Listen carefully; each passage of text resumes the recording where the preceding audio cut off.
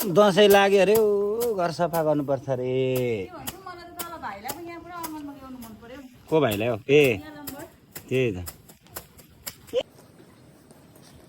दसैँमा पनि सुँगुर मरेर मरेर खान पाइएन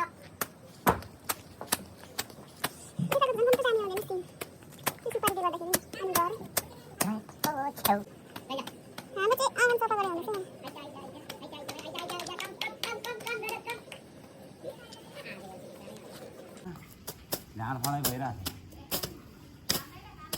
केटोले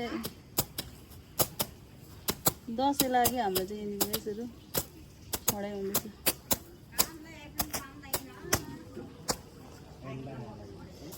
यो चाहिँ अनमूल्य खाँदैछ है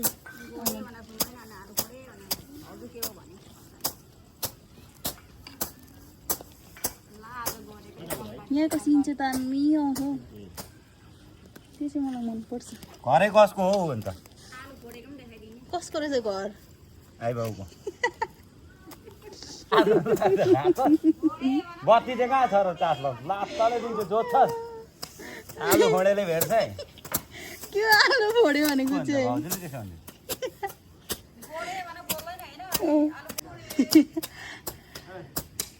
सन्डे हाम्रो चाहिँ गाइस हामी चाहिँ सबैजना भएर घरहरू सफा गरिसक्यो आँगनको झार चाहिँ सनक्कै काटिसक्यो यहाँ छुनाले पनि काट्नु हुँदैछ थ्याङ्क यू फर वाचिङ